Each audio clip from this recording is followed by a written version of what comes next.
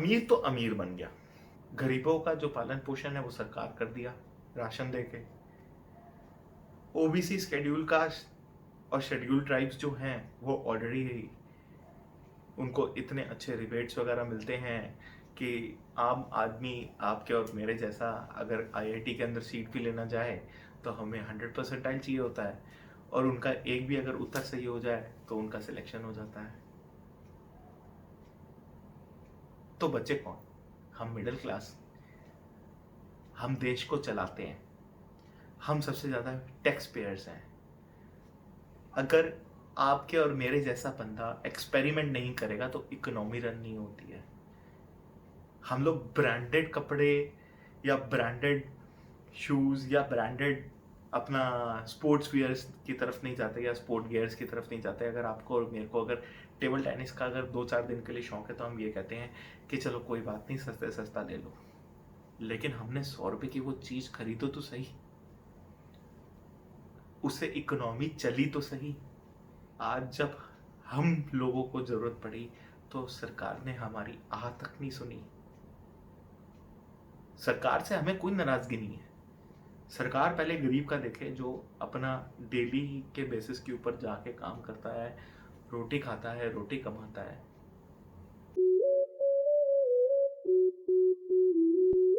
नमस्कार, मैं हूं निधि मल्होत्रा अल्टीमेट फाइनेंशियल सर्विसेज से। नमस्कार, सत श्री अकाल, मैं हूं Sameer Malhotra ultimate financial services से।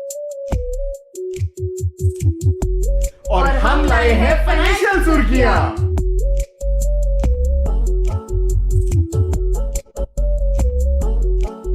नमस्कार, आज हम बात करने वाले हैं मोदी जी के 20 लाख करोड़ 2020 पैकेज की।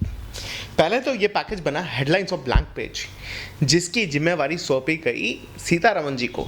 अगले दिन जब सीतारमण जी इस पैकेज को ब्रीफ करने के लिए आई तो उन्होंने ये बताया कि ये पैकेज इतना बड़ा है कि उनको 5 से 6 दिन लगेंगे इस पैकेज को ब्रीफ करने के लिए। हम आपको ये बताएंगे कि इस पैकेज से फाइनेंशियली एनालिसिस के ऊपर क्या इम्पैक्ट पड़ने वाला है। जो फाइनेंशियल एनालिसिस है, ये फाइनेंशियल एनालिसिस मैंने अपने बेसिस के ऊपर करी है, मार्केट एनालिसिस के बेसिस के ऊपर करी है कि आम आदमी को सरकार ने एक्चुअल में क्या पैकेज दिया है।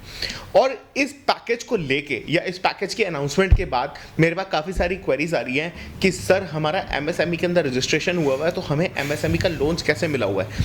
तो लास्ट तक बने रहो अगर आपको एमएसएमई का लोन ऑटोमेटेड वाला चाहिए है तो। मोदी जी ने 20 लाख करोड़ इन 2020 के पैकेज को जो नाम दिया वो दिया आत्मनिर्भर भारत अभियान, यानी कि सेल्फ रिलायंट इंडियन मूवमेंट। अब इस मूवमेंट के अनुसार भारत को 5 पिलर्स के ऊपर खड़ा किया गया है। पहला इकोनॉमी, दूसरा इंफ्रास्ट्रक्चर, तीसरा सिस्टम, चौथा वाइब्रेंट डेमोग्राफी और पांचवी डिमांड। अब इकोनॉमी और इंफ्रास्ट्रक्चर और सिस्टम हमारा पहले से ही वीक था। अब मोदी जी ये कहते हैं कि अगर हम डिमांड को क्रिएट करते हैं, अब वो डिमांड कैसे क्रिएट की जा रही है उसके लिए हमें ये समझना कि जीडीपी और बजट में बहुत बड़ा डिफरेंस होता है। हमारे देश में पूरे साल जितनी भी गुड्स और सर्विसेज प्रोड्यूस होते हैं उसको बोलते हैं जीडीपी, यानी कि ग्रॉस डोमेस्टिक प्रोडक्ट, और बजट होता है सरकार की इनकम। जो भारत की जीडीपी थी वो थी 200 लाख करोड़ की, और जो बजट था वो था 30 लाख करोड़। ये पैकेज जो है वो इंडिया के जीडीपी का 10% है, equivalent to 10% of India's GDP. Obvious सी बात है कि सरकार सबको लोन बांटेगी ताकि डिमांड क्रिएट हो पाए।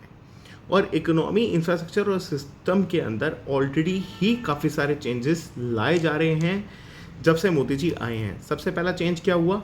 सबसे पहला चेंज आया कि नोटबंदी हो गई, हमारी इकोनॉमी हिली, हमारा इंफ्रास्ट्रक्चर हिला, हमारा सिस्टम सब कुछ हिला।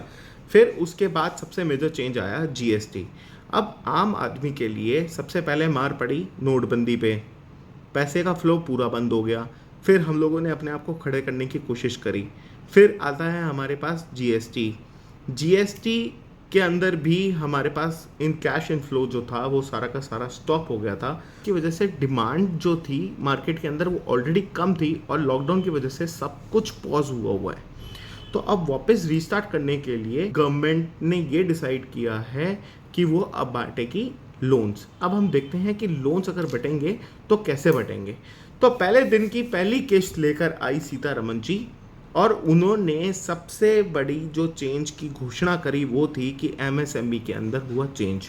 अब आप स्क्रीन के ऊपर देख रहे होंगे चार्ट। तो इस चार्ट के अकॉर्डिंग 1 करोड़ से की इन्वेस्टमेंट और 5 करोड़ की टर्नओवर वाली उद्योग बने माइक्रो, 10 करोड़ की इन्वेस्टमेंट और 50 करोड़ की टर्नओवर वाले उद्योग बने स्मॉल, और 20 करोड़ की इन्वेस्टमेंट और 100 करोड़ की टर्नओवर वाले उद्योग बने मीडियम।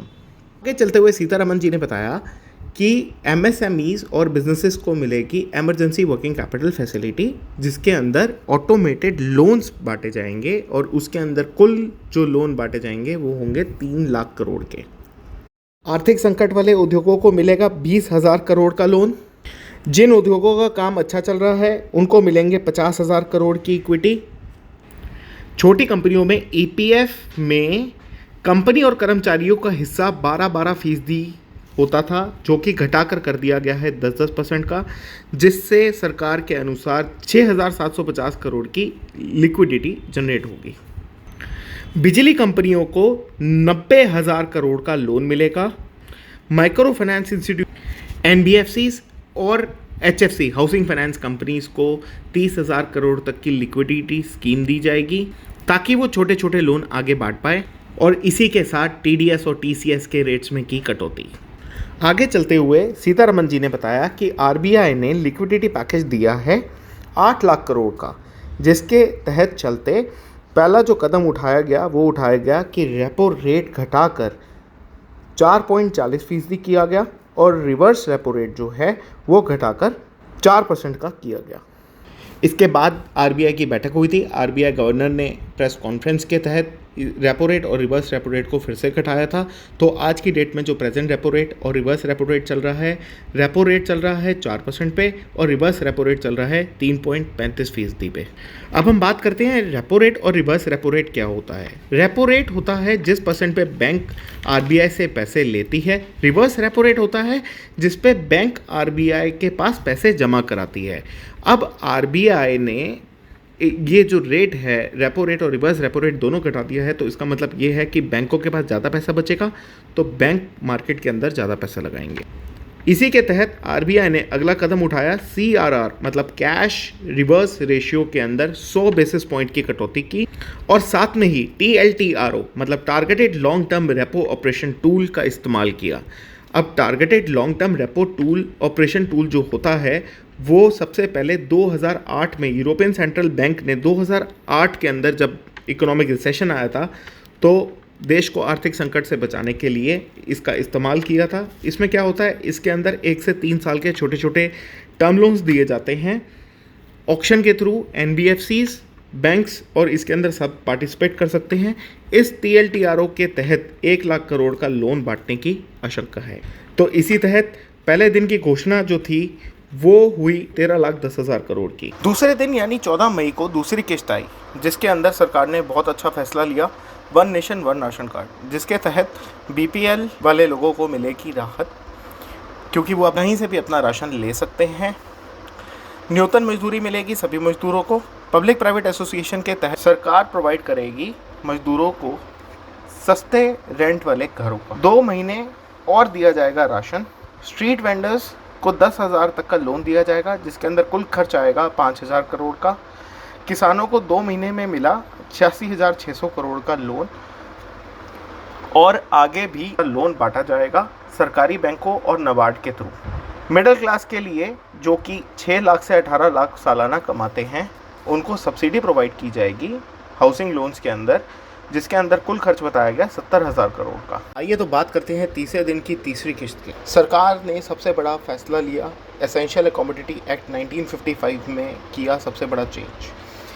अब 1955 अकोमोडिटी एक्ट ये कहता है कि अगर किसी अकोमोडिटी के, दाल के, टमाटर के, प्याज के एक्सेट्रा के अगर दाम बढ़ते हैं तो सरकार उन दामों के ऊपर रोक लगा सकता है, उसको नियंत्रण में करने के लिए, एक आम आदमी तक पहुंचाने के लिए। अब इस एक्ट के अंदर जो चेंज किया गया है वो ये किया गया है कि अब किसान ही फैसला करेगा कि उसको आगे कितने दाम पे बेचने हैं। अब सरकार किसान को उसकी फसल की कीमत पहले ही उसको बता देगी।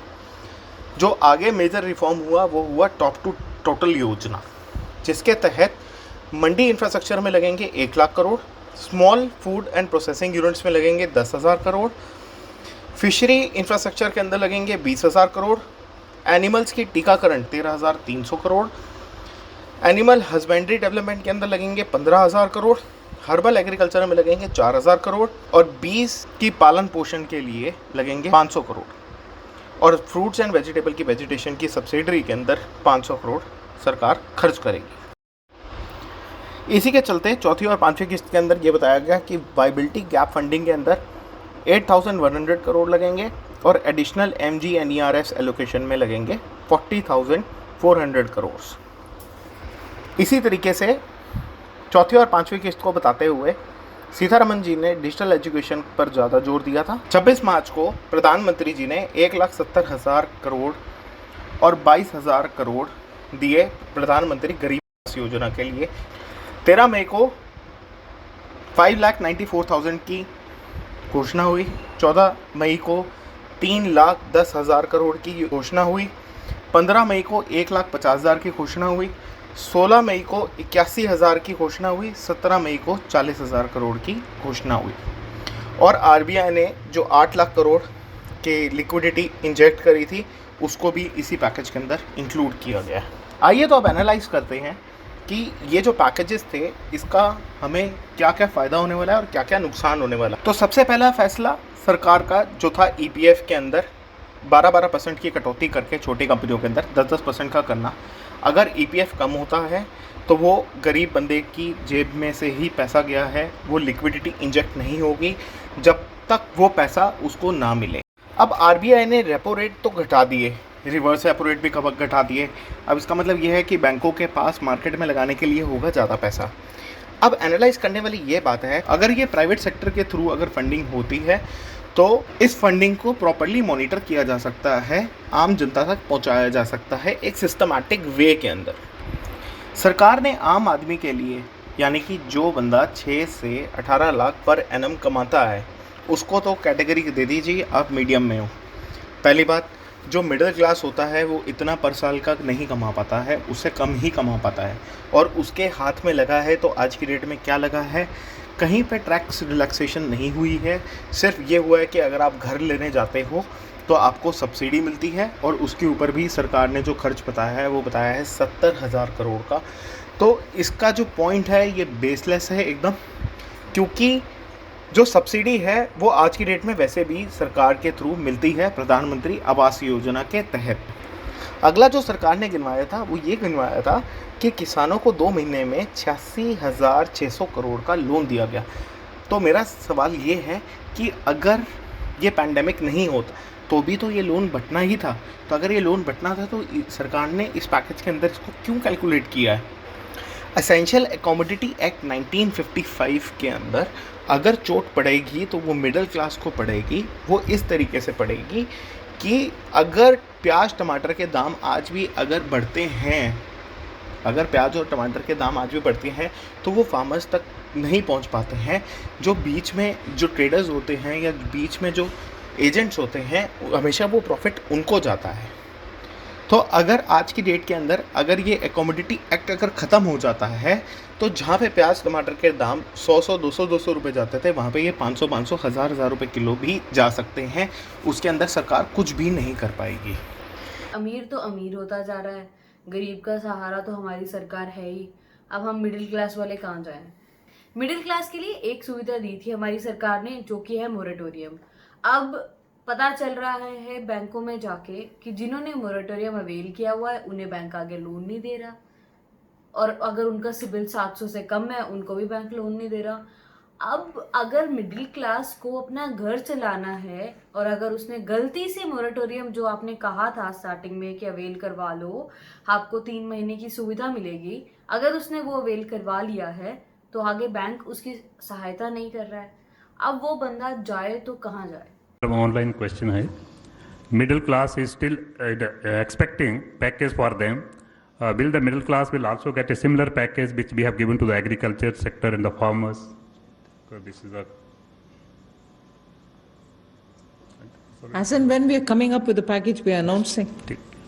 Ma'am Monica ji business. Ma'am मेरा सवाल है कि जो मिडिल क्लास सैलरीड लोग हैं, स्पेशली जो टूरिज्म सेक्टर, हॉस्पिटैलिटी और एविएशन में हैं, उनकी सैलरीज भी नहीं आ रही हैं अभी, साथ ही वो इंस्टॉलमेंट पे कर रहे हैं। तो क्या मॉरेटोरियम ड्यूरेशन बढ़ाने को कोई प्रपोजल है? क्योंकि वो उसका बेसब्री से इंतज़ार कर रहे हैं। हालांकि आपने एनुअल रिटर्न फाइलिंग में एक्सटेंशन दी है, पर साथ ही उनको कुछ टैक्स रिलीफ मेजर्स वगैरह भी वो आपसे एक्सपेक्ट करते हैं।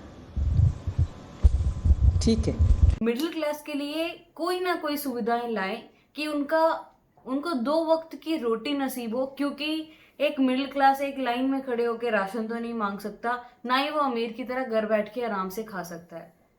तो मेरी एक गुजारिश है, जहां सरकार इतने सारे सुविधाएं लेके आ रही है अमीर और गरीब के लिए, हम मिडिल क्लास के लिए भी कुछ ना कुछ जरूर सोचें।